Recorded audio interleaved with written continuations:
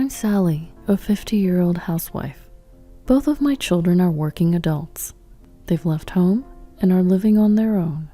Now that they're independent, I've started working from home in addition to my housewife duties.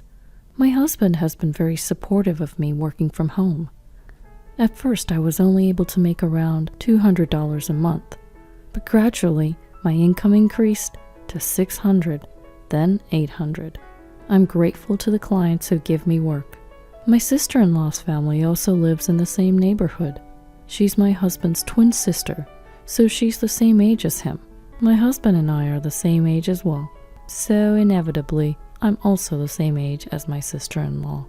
We became somewhat close from the beginning, but I've always disliked my sister-in-law, and even talking to her was bothersome. My husband also consistently expressed his dislike for his sister. I suppose she's always been arrogant. She's very conceited, loves to look down on people, the type of woman who loves to show off, and it's quite annoying. At her place, she has a bedridden son. For me, he's my nephew. Tommy is 24. He has suffered from a serious illness since he was little, and he can hardly move his body. Therefore, he's always lived in bed. One day, my sister-in-law texted me. It was a snide and condescending text. I'm going to be in Hawaii starting today. I booked a luxury hotel and I'll be enjoying a whole week there. Well, I guess you can't go, right? Because my poor little brother doesn't make much money. Aren't you guys such a poor middle-aged couple? You're probably on the verge of divorce. Huh? I'm going to be in a swimsuit attracting everyone's attention on the beach. You, with your matronly figure, can't even wear a swimsuit, right? Your belly must be saggy after having 2 kids. But I only have Tommy, so I'm still slim and firm. Nobody would guess I'm 50. Not like you, a fat old woman. How rude could she be? It's true that I have 2 children. They were born close together, so my body didn't snap back right away. Even now, I can't say I have a toned, beautiful belly. I have a matronly figure, but so does my sister-in-law. My sister-in-law seems to have a lot of confidence in herself, but to me, she's the same level. If she was a very beautiful and well-shaped person, I might be able to tolerate her comments. But why do I have to hear this from my sister-in-law? Moreover, I wondered what she was going to do with Tommy. So what's going to happen with Tommy? Are you leaving him somewhere or having someone come in every day? Even staying overnight? Huh? There's no way I'm doing that. It's a hassle. He'll be fine just sleeping at home, won't he? Anyway, I left some drinks and things by his bed. That's horrible. How can you do such a thing?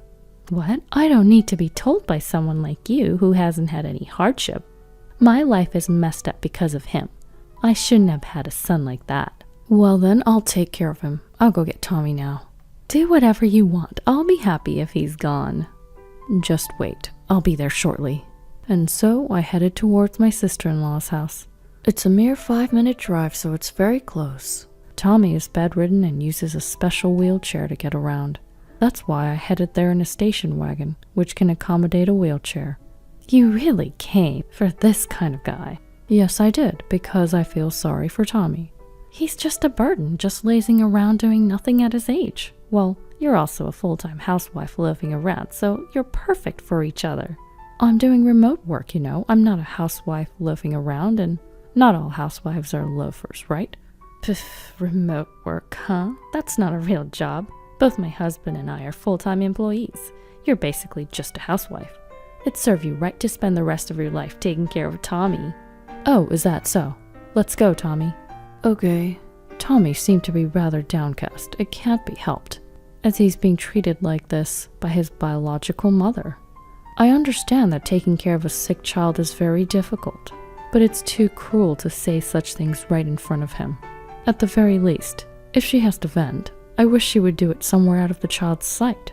It doesn't matter whether the child is an adult, because anyone in the same situation will definitely get hurt. After some time, I managed to bring Tommy to our house. Then my husband came home. Huh? Tommy? Why are you here? Uncle David, I'm sorry. The truth is, your sister was going to leave Tommy behind because she's going on vacation, so I said I'd bring him home. I'm sorry for doing this without consulting you first. No, it's all right. My sister must have lost her mind. Leaving him behind is just the lowest. Tommy, feel free to stay here from now on. We'll take good care of you. Uncle David, that's right. You don't have to worry about anything. I've loved you since you were a kid. Thank you, Aunt Sally. I absolutely detest my sister-in-law and her husband. They're terribly malicious and the worst kind of people. However, I've always liked Tommy. Despite suffering from his illness, he's overflowing with empathy for others, and above all, he's very smart. I don't think he's been able to attend special education school much, but he was naturally bright to begin with. I've always thought that he was the definition of a smart kid.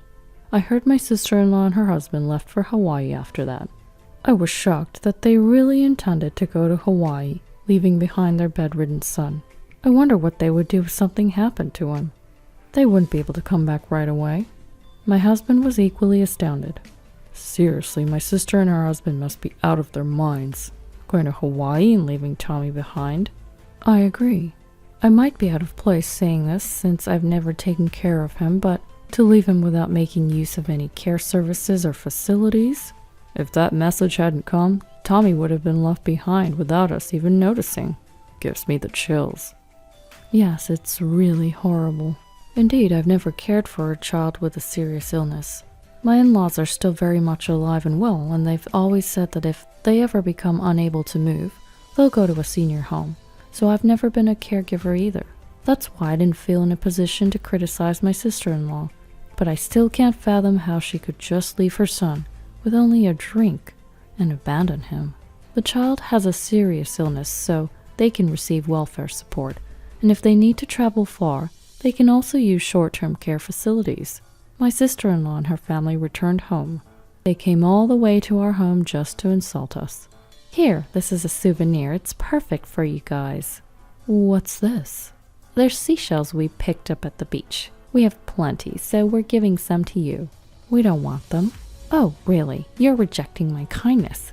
Would you prefer this driftwood then? We don't want any of them.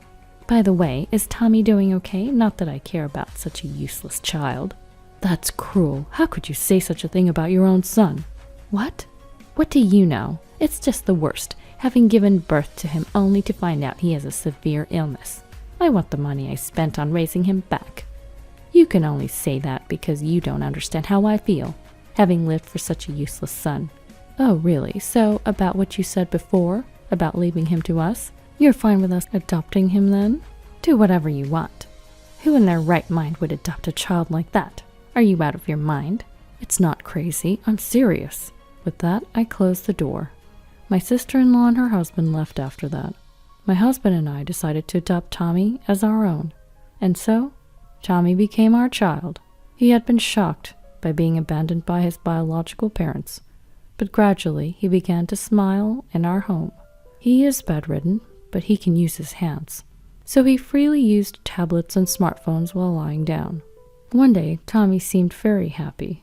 Look, my work is going to be published in a literary magazine. What? A literary magazine? I've been writing novels as a hobby. Because I'm bedridden, it's the only thing I can do. It's a little embarrassing hobby, though. There's nothing to be embarrassed about. It's a great hobby. Can I take a look? Yeah, this is the first one I wrote. I decided to read the short story that Tommy said he had written. It was very well done. It really hit home. This is amazing. I can't believe how good it is. I can't really describe my feelings in words. I just tried writing it on my tablet and it was surprisingly well received. So then I wrote a medium-length story. And this one too. This one got published in the magazine. I see. I had no idea you had such a talent. I showed it to my husband as well. He, being an avid reader, was utterly impressed. This is amazing. It feels like pure literature. Yeah, I admire Fitzgerald and Hemingway. I also like Dostoevsky and Hesse. So that's why you wrapped it up like this. It gives off a somewhat melancholic feeling. The authors you mentioned, their works are indeed sorrowful or rather tragic. Thanks. That's what I aim for. Thus, Tommy's novel was set to be published in hardcover. He chose to use a pseudonym as an author, Scott Wheel. He took Scott from F. Scott Fitzgerald and Wheel from Hermann Hesse's Beneath the Wheel. Soon, author Scott Wheel's book became a smash hit. It seemed to be selling out rapidly at bookstores. There was even a dedicated section for his books at the local bookstore, which made me happy. Then, Tommy won the Pulitzer Prize. We were all surprised. I won the Pulitzer Prize? That's amazing. You really did work hard for this. Oh, Tommy's wonderful talent has been recognized by the world. There's nothing more joyful.